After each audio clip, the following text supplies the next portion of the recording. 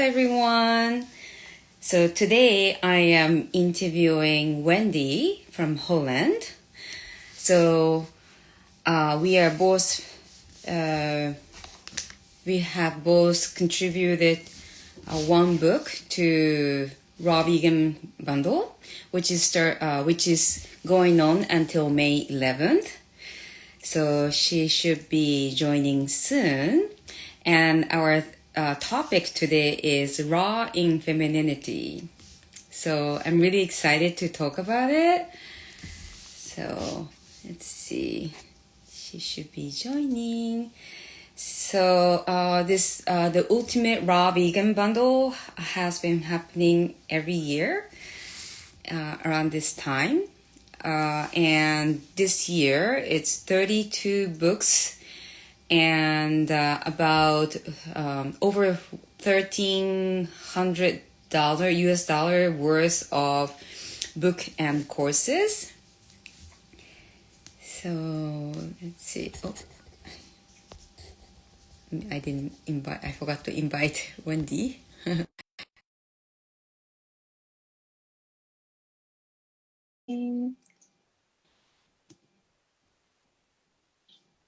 See.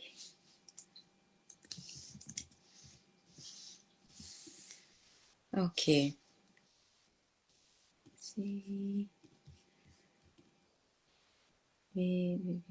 Okay.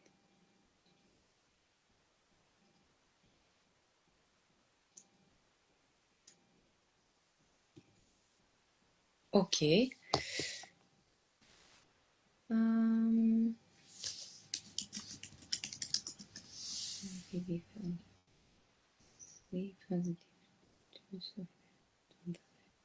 Okay, she should be coming soon. Sorry for the delay. Yes. So Wendy has contributed a book called Harmony, Feminine Harmony, and it's a very thorough book. And she has been a coach, and she has been leading Dutch Fruit Festival for some time. So let's see if she is up.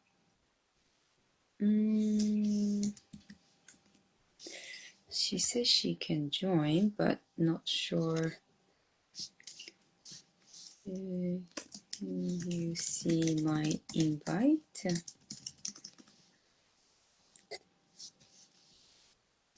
Hi, Lara. Thank you for joining. Okay.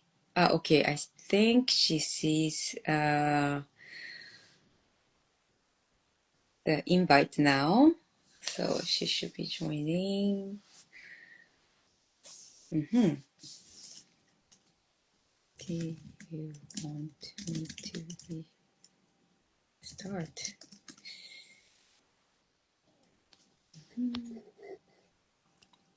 Okay. It should be good. Still learning this. Sometimes it goes on very quick. Hey, it's going. Hello. Hello. It's funny. I don't know. Maybe I'm just getting used to it, but sometimes it's just when I invite, it just comes through very fast. But anyway, Sometimes it's not coming at all. I know. yeah. So yeah, your baby is deep sleep now. Yeah, it's morning still. The sun is coming here in my office. I love it. And yeah, sometimes she wakes up at like 7:30, and then it's like, I'm awake. And sometimes she go back to sleep, and then it's like a short sleep, and we're always up like 8:30 or 9. So at 9 I'm up, and she wants to drink. She go back to sleep. She really to sleep now. I should prepare for my life. Okay, I sit next to her. So I just sit there like, okay, I'll go take a shower. Okay, now I should really go to prepare for the live dog. Okay, she's really sleepy now. Okay, I'll just let her on the bed. So she's on the big bed now. So when I hear her, I have to go so she don't fall off.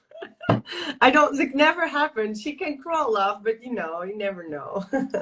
It's amazing. So you have two baby, or you have two. One, she is a baby, and another one, she. How old is that one? So, look, so this one is 1 year old, so she can crawl and walk a little bit and climb off very well. Mm, But the other one is almost 12. right, that's a huge age gap. Yes, And- 11 years. right, and then the this 1 year old baby, you had a natural birth, is it? Yes, this one, well, both of them actually. I think they came out like where they're supposed to come out, so I didn't have a C-section or anything like that. And yeah, yeah, I just, yeah, I had her last year, and yeah, I was been pregnant 9 months before that. So yeah, it's like 2 years that you are in this period, and now almost three of starting to grow this little baby and breastfeeding them to see them grow. It's so beautiful. Yeah. That's amazing. Yeah, that's something you really wanted. And yeah, I saw it in your book that at some point you were quite lost and severe like health crisis, and you were able to move up, right? And so today, well, I put the title of Raw in Femininity, but I wanted to focus on your book. Your new book is which is very thorough. So my first question is, well, first of all, along with the line with your book, I know that you wanted to write, could continue writing. You had so, you have so much knowledge in this that you said that you couldn't cover, right? Um, but raw in femininity, in a nutshell, what does that mean to you? Um, well, we're talking raw about food most of the time, but raw and femininity is for me is like this pure primal energy that you can just be, and Mm, that is what I feel the feminine energy is: being and accepting. Um, Sometimes when we talk about like the raw person, it's always expressed in this masculine energy of the hunter, you know? mm, Like you used to be in primal raw, but I think when in primal we us women we were just like holding the space. Like we were just being, and by just being present and being grounded. So we are present with the current moment, we are grounded in the earth. And in this way, us women hold the space for the community, mm, for the children to grow, to feel the safety and to feel nurtured, even though at this moment we're not actively, proactively doing an activity with like we're just holding the space. And this is something that in our society is not paying many attention to. I don't have the feeling that this is very important in our Western culture, at least here in Western Europe. And um, I noticed that in Spain is already a little bit different than in the Netherlands. I already noticed that the chase for the career is less than it is here mhm, in the Netherlands. But I saw that, for example, when I visit in United States, that the chase of staying alive and just keeping your head above water for a mm, woman alone or a mother with children with no like family or husband, that is like, oh, you can do that. It's fine. Just drop the kids and you have to take care of everything alone. mm, And this chase of being proactive, being going after your safety, I think that's natural for the feminine energy. This is not where the feminine energy can thrive. And you can say, yeah, you have to toughen up, it's life. But on the other hand, if we women would be having the opportunity to give our children this raw primal space to be nurtured and felt nurtured and safe, we carry that safety with us throughout our whole life, the men and the women, because we raise boys and girls. Mhm. And then that will never happen for this woman to be so alone without family, because we would all feel it's normal to be there for each other. It would feel it's normal that somebody hold our space, and we would automatically hold more space for more people because our nervous system is simply wired like that.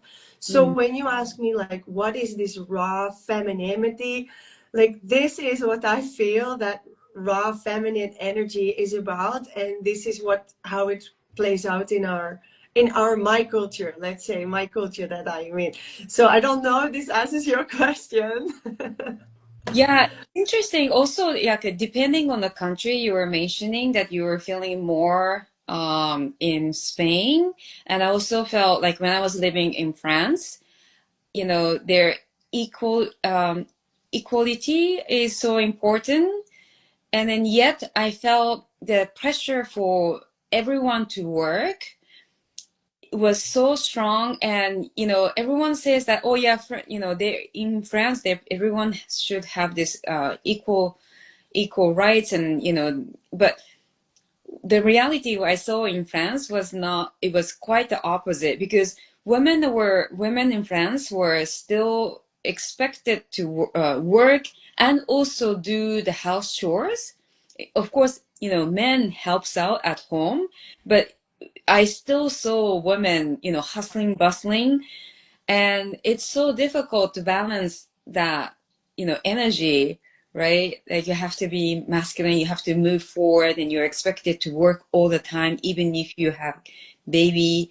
And after a certain amount, a few months after, you're expected to go back. And it's just so demanding. And, like you mentioned in the book, that collapse that you had, that say you felt no more, right? Yeah, so I want to hook on what you said about France first. Like because I lived in France, I went from from Spain to the Netherlands to work and do my festival in from I left in May. First I went a couple of weeks in France to check out our new area, and then I went to the Netherlands in June. I worked for my festival and stuff and clients in July. End of August, I was supposed to go to Austria after the fruit festival there, for a holiday and also to contribute and work. And that's like 2 days before I wanted to drive. Actually, I already wanted to drive, but I was feeling like hungry at middle of the night. I would wake up. It was weird. I was like not feeling very well, and told my mom, I'm off. I'm feeling like maybe a cold is coming. I wake up in the middle of the night. What is this? And then I decided not to drive, and I say, okay, to my friend Barbara, who lives in Austria, and Rafael, who's the organizer of the fruit festival. Look, I'm coming one day later.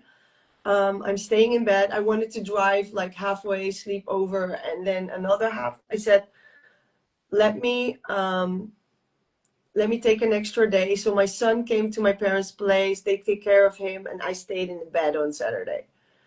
And then on Sunday I was driving, and during Saturday I fit my summer clothes, I fit my autumn clothes, I go on the scale, and I see that I'm only 46 kilograms, and I'm like, whoa, I lost like 6, 7, 8, 9 maybe kilos. Oh my God, what if I'm pregnant? Ah. And that would make sense. Like, no, I can't be. I don't want, like this is not like it could be, but this is not like the planning at all. So I said, get in the car and I drive my son and we go to Austria. Like it's 14 hours straight. And I was having so much stomach pain. And also this, I was having mostly stomach pain, not really nausea, but you know, when you feel you have a cold coming and your head is stuffed, you don't sleep right, and your belly hurts, you know, you're not like, I couldn't concentrate. This was a problem. Like, that's why I stayed at home a day to sleep, because I thought if I can't concentrate on the road 14 hours, I'm having what was his age at the time, a 10-year-old in the back, like, whoa, you know, like that's a long journey. And then we went from Austria Festival on that road trip. I was like, I'm so pregnant. I told him, I heard myself saying to him, so, hey, Kian, I have this and this and this. It's just like when I was pregnant from you. And I was like, oh my God, I better eat. But you wanted it, no? Yes and no. I had this really beautiful moment where I had to get rid of the boxes. I mean, I thought I had to get rid of the boxes. Like, he's 10 now. He became 10 just then in May. And I was like, now is the time. Like, 10 years is enough. Like, you do not keep the baby stuff for more than 10 years. Your So daughter. I opened, yeah, the baby box. There's one little box with some leftover clothes and Mm-hmm. some cloth diapers and, you know, a little hat and a little toy and a little book and just a little of everything. And it stayed there because I never wanted just one.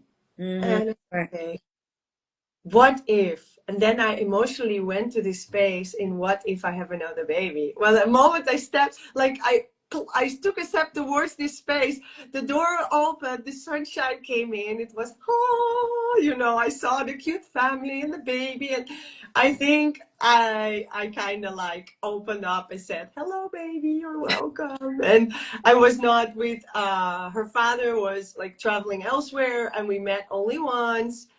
And yeah, that's when it happened. So yeah, I wanted her, but yeah, I mean, I thought 10 years now, it's such a long time ago. Maybe a only child is okay. Mm-hmm. You know, and I know that her father was saying to me, I want a baby with you from the beginning. And I was like, look, I don't even know you. Like, we just met. Like, we don't live anywhere. We don't have a foundation. Like, we don't even really know each other. We can't just like jump in and have a baby. Oh, wow. And so like he was saying that from like the first like months that we saw each other. And I was like, you know, like, I don't know, like this doesn't feel very secure yet. But yeah, now I was pregnant. So I was on my way to Austria and we were planning to end in France. So my stuff is in Spain, other stuff is in Netherlands. We're planning to rent one of those boxes in France to move there if the school accepts our children. So he had a 14-year-old and I had a 10-year-old, and they would go to democratic school there. If the school accept them, I would think yes, but they had a 6-week trial. So I thought 6 weeks, you know, like, Mm. so we rented some house for 8 weeks. But I was so pregnant at the time. I was hungry, I was thirsty, I was like nauseous, I woke up like all the time. I was hungry all the time. And I was just like worried, like, oh my God, what am I going to do? I'm like, we don't have a place to stay. I'm pregnant. Like, where am I going? Like, what country to choose? I didn't have health insurance in France. So, you Mm. know, if something would happen, you know, would I get like a checkup or not? And you know what I mean? Like everything was just insecure. So I was totally not in my safe space. I was totally not feeling held like that and kind of in panic, kind Mm. of in panic. So I went to France and I learned soon, I wanted to stay there and have my baby. I mean, I would be okay. We learned soon the climate was not ours. The school's amazing. We would stay for the school, but that having a baby at home in France is kind of a challenging business. It's really against the mainstream. Um, it's not supported. There are few midwives that will come help you if you really want, but it's against some sort of law. And even when you are in an apartment like we had, in a really old building that's like a really beautiful old building next to the river, the Tarn. Mm, Then, like with, you know, the castle stairs, like the big castle stairs and all of that, we were living in the attic. mm, They would charge us because they don't want a woman to be in labor and then they have to go 4 stairs up and they have a problem and bring down to the ambulance to the hospital because the woman didn't want to go. And I was like, that doesn't feel very good. Like, I'm being punished because I want to stay at home. Like, so the decision to move back to the Netherlands was, mm, oh, 20 minutes are up. I told you 20 minutes, right? So that was made very, very fast. mm, And then I went back to the Netherlands. So that's where I am now. And yeah, so that's when you said France. I will tell the story of how I got pregnant and yeah, how it happened. And I think it's a really beautiful story. Now look at this. Hello. Hi, look this one. Oh my God. Good morning. Good morning. Oh my God. Hi, baby, look, he's laughing. He's cute, huh? Yes, but she just woke up Yeah. and such a good mood. That's amazing. She doesn't cry when she wakes up. No, because I am usually there. So, like, why would they cry? And this is something that I also um like not completely like right about, but this is what I pick a little pick on, that I do attachment parenting, like a conscious attachment parenting. Mm, So I looked into attachment styles before getting pregnant of the eldest, and how to, you know, how the certain nervous systems are wired from pregnancy and birth on. And babies rarely have to cry unless you neglect their need. And the more you be present from their need from the day one, the less they need to make themselves heard because they know they're taken care of. And that's what I was saying. And I think that I was saying earlier, mm, that carries into adulthood as well. mm-hmm. So now we do the attachment parenting. It means hello, good morning. Hello, And we good have to morning. bring her, now we have to bring her to the toilet. Oh, already? Yeah. Yeah, I have to go when I wake up. You too, right? Yes. So babies too. But yeah, Uh-huh. she's almost dry. She did only one little pee, I think, when she wake up at 7 and we didn't go to the toilet. So babies from the beginning, it's really scientifically proven that the peeing part is registered in the frontal lobe. That means the conscious part. So Mm, even though that yeah, they cannot really, they can't like, they cannot tell you, hey, look, I gotta go to the toilet. They can't go walk and sit on the toilet. They are conscious that they're peeing. So that means like I knew this already because I read the continuum concepts. Well, I have to, oh, I have to take a break because now she has to go to the toilet. Let me put down the phone. So I have to take a break because she has to go to the toilet. So I do that now. And then I'll tell you how that works out, okay? okay, sure. So I tell her, you can go pee. So now she's peeing in the toilet. Oh wow, she really? Yeah. That's amazing. So, well, while she's taking a break, her baby, this is her book, Feminine Harmony, and she has how many pages? This was a very thorough book. 142. 142, I confirmed the 142 pages. Yes, and that was, I was at the 100th and I was like, oh my God, I didn't even write an introduction and I still need to add some pictures. I'm like, oh my gosh, if I continue like this, it will be uh like 500 pages. So, but who knows? Who knows? I will just write the rest for next year and you know. Wow, so this is interesting. I'm sorry, but I've never. How usually when do you remove the diaper for babies? So for like removing, I do when they can really walk and they understand this is the potty. I go sit on it like this.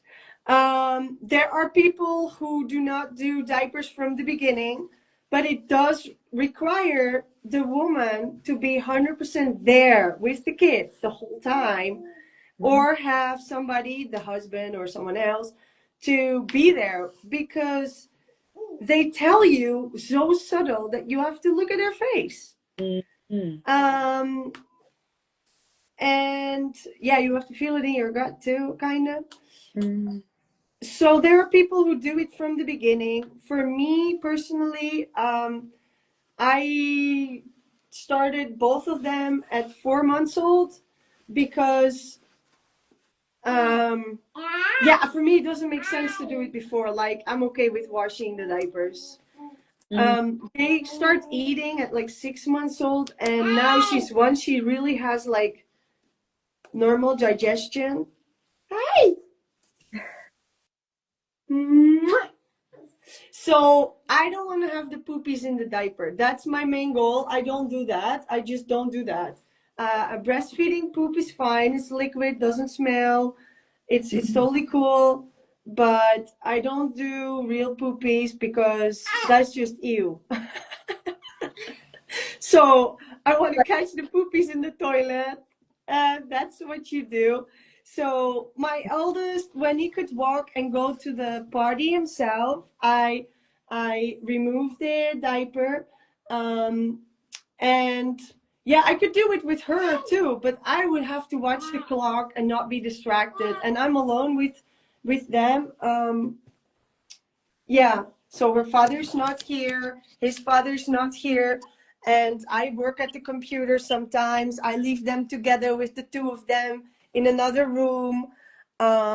Yeah, so I'm not like constantly there, and sometimes I'm making food, and then time passes faster than I expect. So I'm not there yet. I'm not there yet. But this is amazing, Wendy, though. Like, this is the real action in raw in femininity. And you're showing exactly what you do. I mean, it's just so much to comment on. But um, what's the message, though? Because, I mean, most women nowadays cannot afford to be with the baby. Well, that's why I'm back in Netherlands, and I'll be honest, if you're a single mom, like, okay, I can't, like, if I have a lot of savings, I work, um but I also don't buy anything except food. I exactly the. And I do this, like, this isn't on purpose. I'm in social housing, and so I have to pay the house, but like you get like, because you are a mother alone, you get like housing support money to cover, because renting is like so expensive compared to having a mortgage. And I didn't buy this house, so if I would have a mortgage on this house, I would pay monthly the same as what I would pay now with social support for housing. And so in Netherlands it's about 40% social housing, and everybody gets money to cover that. It's like a whole system. And so healthcare, for example, for children here, you don't have to pay. Um, I got, since a couple of years, they have pregnancy and postpartum finances for entrepreneurs. So you get like, when you work in a company, normally they give you like 16 weeks of payment so that you can go and be at home for 16 weeks. And because I'm entrepreneur, I worked, I pay my taxes every year in the Netherlands. I applied for that, and yeah, because I applied for the rules, I got that, and because I paid my taxes and my social fees. Mm. So yeah, and that got me through it. And of course, both their fathers working as well, and I have a lot of savings, so I do have to watch what I'm doing. Like at this moment, I'm staying in the Netherlands. This year, I have only went to Austria Fruit Festival and come back here. I have not Like other years, I travel all over the place, and Mm. yeah, I buy expensive things, and okay, I got a car last year, but the other one was broken. But yeah, so I think even when you're unexpected pregnant, it can be really hard, emotionally, practically. Oh wait, she's now playing with essential oil. So yeah, I don't know how I do it. Every month I think I will have to find extra work, and then I look at it and I'm like, oh no, it's child support month this month. Like, oh cool. And then, oh no, I need to do the car this month. And then um oh, it's not so much as expected. And I see to have happened all these very positive coincidences. Mm. And I've had some clients here. I mean, I work, but not, yeah, not like full time, especially not the hours I was making before, because I was working a crazy amount of hours. Yeah. Uh, yeah.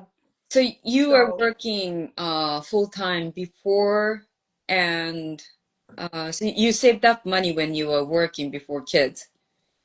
yeah, I worked. I had money from selling my other house, Mm. and I was supposed to buy another house with that, but never happened. And I was working during my pregnancy like crazy. Like I was working though. I was like, I'm gonna work now. Like the moment I came in France, I accepted new clients. I was like selling stuff. I really made a lot of money during my pregnancy too. Oh, wow. Because I was like, I'm gonna have to, like, I want to stay with my baby as long as possible. Mm. And I work for myself, and having to find baby care with irregular hours is difficult. And now I found out it's impossible. Mm. Um, so I'll have to step into the consistent hours or quit what I'm doing, and I don't want to quit what I'm doing. So I am, and I don't want to step in these consistent hours neither. So I'm just going with the flow and doing what I do with them. And for now we're doing the bundle, and I got some other cool projects going on. So yeah, yeah. Yeah, that's amazing. So do you get any other support for like so you have father or do you get any family help with your children? You mean financial or? No, like physically, like helping Ah, out. yeah, yeah, okay. So Johan is the dad of Kian. Yeah, he's still the same guy. He's like on paper the perfect guy. Like I was with him 20 years. Like yeah, if you would make a list of a decent person and what qualities somebody would have, like safe and organized and financially in order, you know what I mean? Mhm. Keeping his word, stuff like that is working. And sometimes he has his moments of that's not so good, but most of the time, nay, she's playing with my rocks. Oh, the crystals. And so yeah, I mean, like, yeah. But he helps you out sometime to come out and babies Okay. so that you get some rest or Oh, yeah, no, unfortunately. That's the biggest problem. so you are the only one who's taking care of two babies all the time? Yes. That's amazing. Well, yeah, that's why working is kind of difficult. Yeah, yeah, I'm really like just um speechless. You have two kids, one just 1 year old. You Mhm. work at home. This raw vegan bundle is very intense. You finish this long book, which is like a lot of work. Oh my God, I could have kept going on the book. So yeah, that's quite impressive what you have done. And Thank so you so much. It's like I don't feel it like that, but you are a high achiever, I think. But going back to the topic of raw infertility, like, is there like your situation? hi. Yeah, she wants to Hi. say hello to you. Hello. Happiest thing. Yeah. So you have to play different roles because you're. Yes, yes. I do feel like sometimes it's really hard. I've had some struggles with my hormonal balance. At started the last month of this pregnancy, and I noticed that it's not abnormal to have these changes, especially, during normal pregnancy and postpartum. This is what happens. Mm, But the symptoms I had with them were affecting me because her father is not really physically, how do you say that? He's like, his body's there, but he's not emotionally present. And it was hard for me. Also, I didn't have any friends except where I was living, this one friend. mm, And I felt, because of that, not having that safety, that masculine energy around me, I felt a little bit lost. I didn't know, like, I missed my frame. Like, where's the frame? mm, Um, and I didn't feel that I have anybody to fall mm, back on. Um, and of course, the man, he does the job, like, he does his best. But still, I had a hard time dealing with his emotions as well. So mm, so yeah, like, he just go like, okay, I go sleep in another house. I'll leave. I'm gonna go to my parents. I'm gonna, and just leave like that. And yeah, I'm like, how can you, like, you can leave me, but how can you leave a baby? You know what I mean? mm. You do that, like, just like, man up, like, suck it up and continue. Like, I have to do that. What if I would say, no, I can't breastfeed like now, like, oh my God, like, look, what you were gonna do, let her cry or what, let her die? You can't do that. And the men, But like, they go, oh, everything's so, too much. I'm like, dude, just like, right, this is the first one, right? The no, first father. no, The hers. Okay. Yeah, so I feel like, speaking to Wendy, I mean, anyone listening to this on live or, a stream after, like, how can you make any excuse, right? Wendy is doing it all herself, I mean, it's just, I think anyone listening to this, they would realize, like, I have no excuse. And so you're 100% raw? Currently, I am back 100% raw. Yes, it was like 8 years, like, completely, like, raw and all of that. And I got pregnant. This is what I told you. And then I just got hungry. Like I said, I lost so much weight. And I realized in that car trip I told you earlier from Netherlands to Austria that my problems are because I'm hungry. Mm, And I'm not really a fan of bananas. Like, sometimes they make me nauseous and they mm, make my stomach upset. So I couldn't eat bananas anymore. yeah. I That, couldn't eat fruit during this car drive, and I was so hungry. Like, I knew now that this was the problem because I told it to Keon in the back seat. I said, "This was exactly when I was pregnant with you." I stopped at this Gasthof restaurant in Germany. I parked there. I said, "You want fries?" He's like, "Mommy, we don't eat fries. Do you want this?" "Mommy, I think you want it." I said, "Yeah, I'm going to eat everything they have in here." Well, I did load up first sauerkraut, salad, and I took the fries. wow. Okay, there was a little fries and we shared, but I was like, I'm going to eat it all. And I ate it all. And afterwards, I can tell you, I was like, and I calmed down. And then I realized the losing weight was just, I was just not like, was just super pregnant. I'm like, I'm so pregnant. I'm underweight now. I lost Mm. weight. This is not good. You need calories. And so I was like, maybe now this is not nutritionist, but you need calories. Yeah, so Otherwise, you cannot continue driving. I just couldn't focus on the road. right. So how did you feel after that meal? Wow, it felt amazing. I mean, so you didn't have any negative effects for a day after, 2 days after?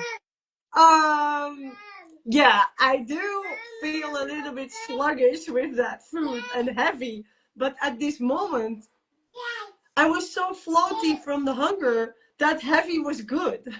You know, this is very important, Wendy, that you mentioned about it because actually I went through something. I mean, I was not pregnant, but I was doing low fat raw vegan, and I think this was a bit over 2 years ago. I was suffering some, I was just starting to lose so much weight because I was reacting to some nuts. And I said, well, I should avoid all the nuts, and I don't take any refined oil. So then, yeah, I can understand. I don't think, yeah, I think I can understand what you mean by like, your body was craving for calories and also like oil, so thank God you felt good at that moment. Yes, and like, when these restaurants, you get like 10 fries with your salad, right? So it was not even one potato, and I didn't even finish them, and we shared. So it was not a lot. But for a raw vegan person, it's a lot. Like, I didn't even like them. Oh, wow. So yeah, it was a very small quantity and yet that Yeah. felt satisfied. But I was mainly focused on the sauerkraut, and I wanted to have some starch with it because it's Mm. to absorb Right. the acidity or something. I was really attracted. Like, I was just thinking about fresh sauerkraut. It's so different from a supermarket pack or somebody like that makes it like that in Germany or Austria. So that tasted also amazing. Uh, I think also the enzymes in the fermentation of the sauerkraut helped with digest everything else. Yeah, But that. at this time, it was just about getting something food in me, and that's what was necessary. And I went through the pregnancy. I mean, of course, next like after that, I continue on my normal food. But I also realized that in the pregnancy, I'm not going to take it so strict or serious. I'm Mm, going to go for what feels good, that keeps my symptoms down. mm. And I was not, I ate more cooked food, but not like processed restaurant food. Right. But I did go crazy on the vegetables. Mm. Like, I had some steamed vegetables every 3 days. Every 3 days, I would just like eat a lot, a lot. Mm. And Wil now, je ook een sapje? so you're 100% raw for the 8 months or so, you were saying, and your daughter is also eating similar to you? Yeah, they eat the same as me. Wow, that's amazing. My the oldest eats like a lot of cooked food at his dad's place. Uh-huh. And since we're back here since this last year, yeah, because he is kom maar schatje. Yeah, I have to put the beetroot off her face, otherwise it's in my t-shirt. So his father started eating more cooked with the raw since Mm, we split up. He always put some chickpeas or something, and I understand, like, he always needed some more calories, and he mm, always ate other than me. Like, he loved cruciferous vegetables in the beginning and I didn't, and stuff like that. mm, So he eats like cooked vegan at his dad's place. mm, And since that happened and he's going there a little bit more often in a year, he was asking also at home, can I have legumes? Can I have chickpeas? Can I have, I don't know, like veggie burger or Mm. something like that. So I let him make that, and he has to do it himself. So I let him do. And I think he's now at an age that, they're gonna, you wanna, as a parent, learn them to make their own choices. And if I would say no to everything, like he'll be 18 and he'll go binging on everything so he'll have to, he can choose. And Yeah. then if he says, I want to eat what Papa eats now, Mm-hmm. okay. Mm-hmm. I'm not, I say him, is it smart? What do you think about it? And then sometimes he's like, I hurt my belly. Yeah, you cannot like eat processed burger from supermarket and then melon and then banana and then more melon. And then, like if you mix all of that up, everybody would get pain in the belly. Yeah, it's good to So their own because the theory and doing it on their own, I think yeah, it's important that we experience. I feel I don't think I would ever appreciate it where I am had I not gone through the dark hours, dark time, on pain all over and discomfort all over. Like every day is so beautiful and so exciting for me because I know how when it's not right. yes, and so with him the same. So with him, he I think I gave him a good foundation. Like Mm. he basically ate raw from the age of 2. And he's almost 12 now. I think we did good. Yeah, amazing, amazing. I mean, again, for those of you who are listening, I mean, if Wendy can do it, like anyone should be able to do it. Like when I share, like I don't talk about raw veganism. I just eat what you know, I mean, I bring my hand salad or smoothies or big bowl of salad, and I all the raw vegan creation, and they were like really amazed how healthy I eat, and you know, and then I feel well, people always comment like, wow, I could never do that. And they like to complain, oh, I work and I have baby. And like Wendy has two.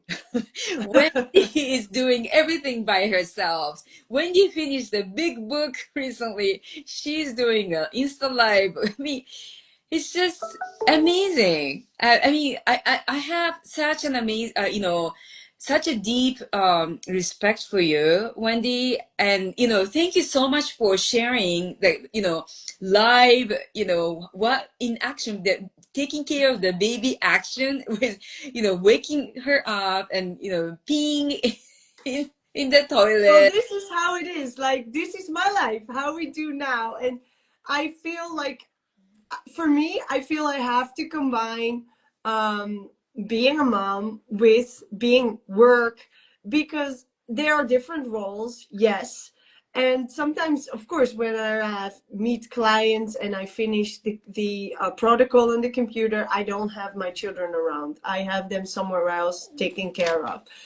Um, but like we're talking here now, we're talking raw femininity, we're talking motherhood, we're talking about my book, what it's about. Now it's about this, and what you asked earlier that I forgot to answer. It is also about how I went through these hormonal changes, how the impact of your environment is, and also when it's a little bit off, what you can do about it.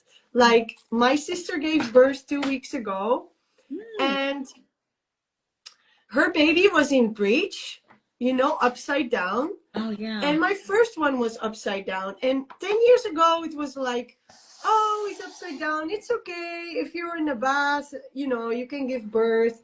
And the protocol says you have to go to hospital just in case and have your baby there. And they have beautiful rooms there. You can still go in the bath and everything and have your favorite people around, not needing medical intervention. But when you need, you're close.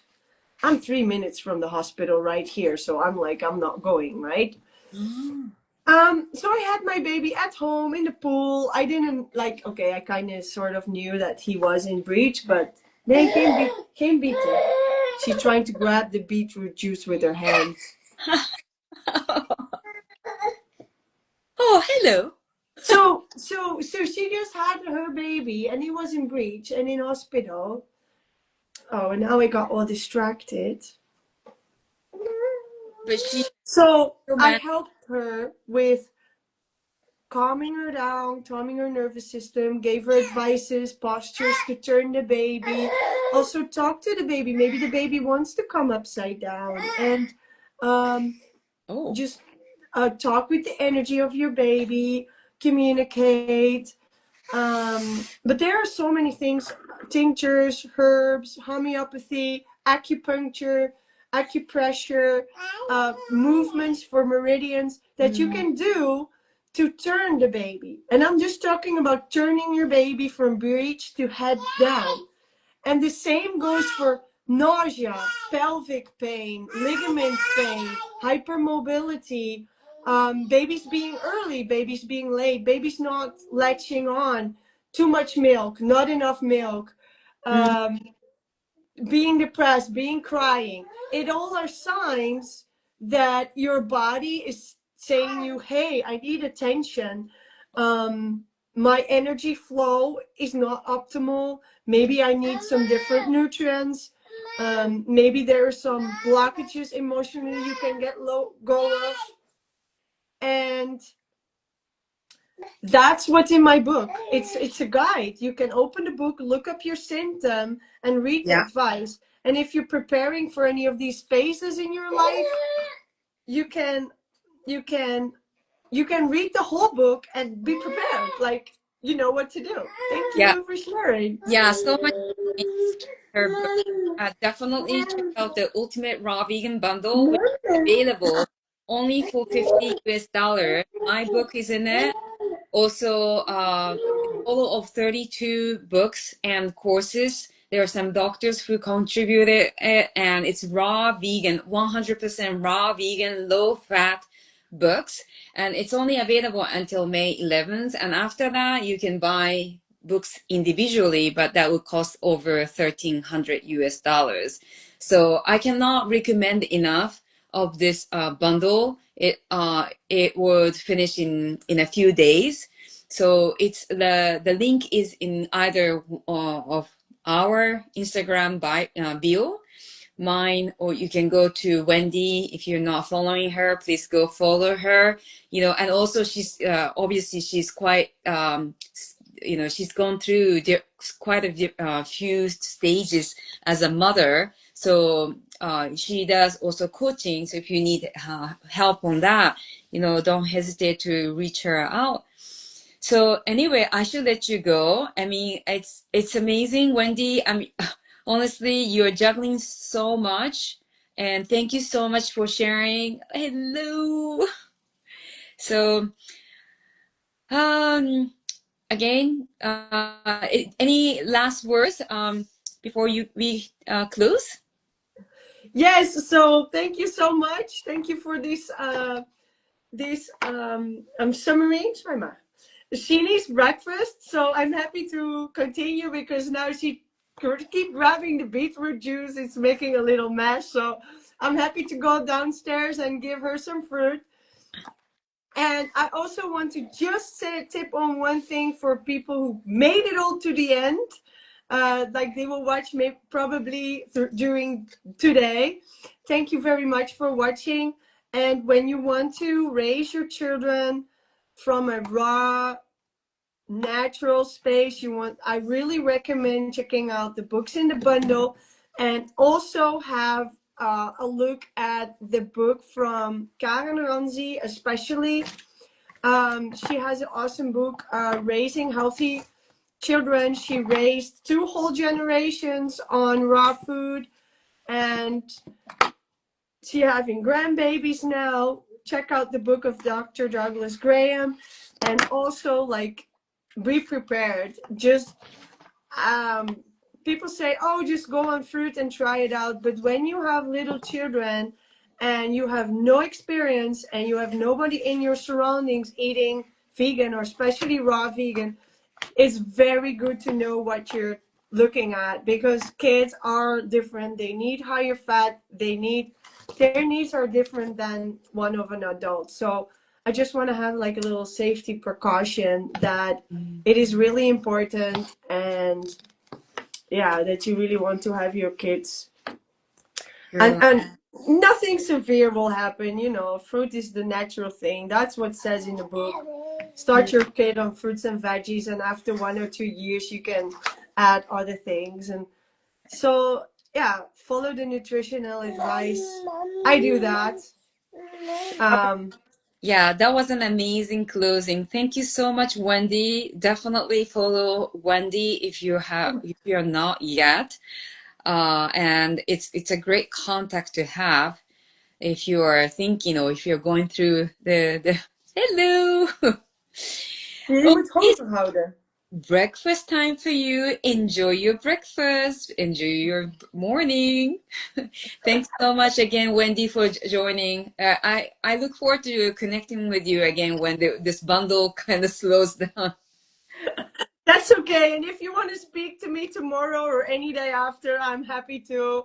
Um, I will have babysit again from tomorrow on. So today is my lives with baby on screen. But so I'm very happy, and thank you so much for giving me the opportunity to talk about my contribution.